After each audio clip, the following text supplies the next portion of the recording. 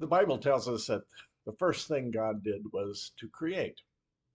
Created light and dark, and the heavens and the earth, and the land and the sea, animals and plants, and finally, people.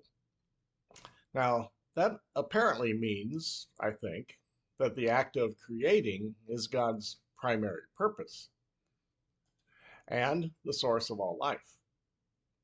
We human beings were created in God's image, and we have been given a share of God's creative power.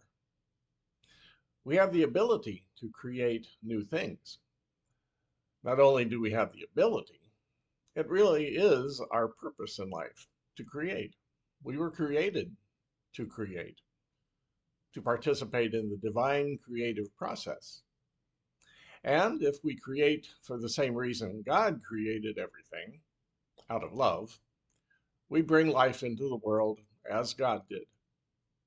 So the work of creating is a necessary piece of life's puzzle that we need to focus on if we want to bring life into our lives and into the rest of the world.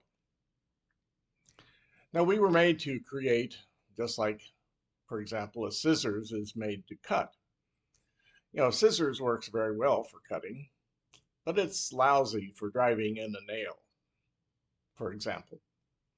Now, in the same way, if we create out of love, it works very well to bring life into the world.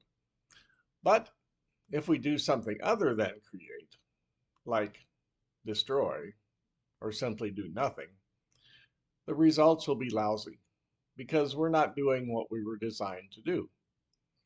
And those lousy results can turn out to be depression, hopelessness, anxiety, relational conflict, war, and so on.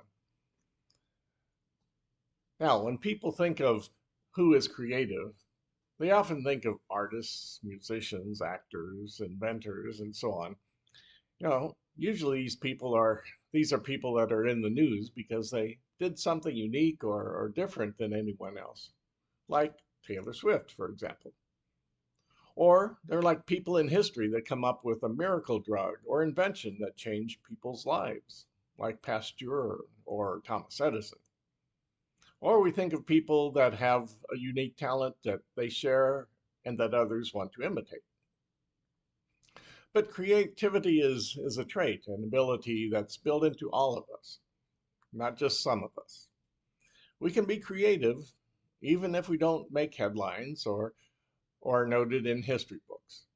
Others don't even have to know about our creative endeavors in order for creativity to bring life.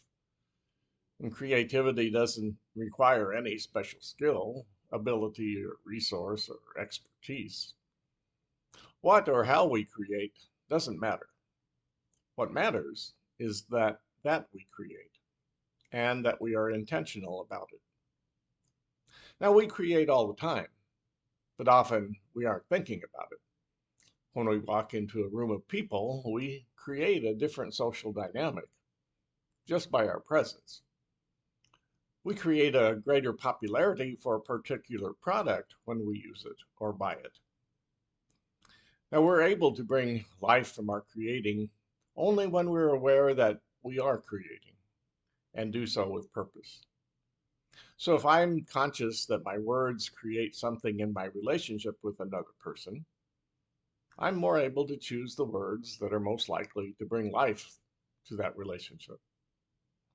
It's a challenge to continually be conscious of what I'm creating with my words, my actions, my behaviors, and even my thoughts. But the more we do so, the better able we are to create life. Making something new is a way we can add life to our own personal lives too. Too often I've witnessed people retire, which ends their creativity in their work, and they simply sit and watch TV. This results oftentimes in feelings of depression and uselessness. Our thoughts create our emotions. So choosing to think a certain way can create emotions, create positive emotions, which is life, or negative emotions, which resembles death. It usually feels good to create. It brings us to life because That is what we were designed to do. And it doesn't have to be extravagant or earth shaking. We can grow plants, we can do jigsaw puzzles, do origami, cook new recipes, write poems, study a new language, volunteer somewhere, start playing an instrument, and so on and so on. The possibilities are endless. Even if I'm confined to a bed, I can create stories in my imagination or write down my life experiences to pass on to my children and grandchildren as a gift. The point is not what we create or how much we create, but that we create with love. In the beginning, God created life and created us to continue to create life. It's a powerful gift and an ability we've been given, and a big responsibility. But it is what we were created for and what we are well designed to do. We just need to consciously use the gift to the best of our ability, and we will find life.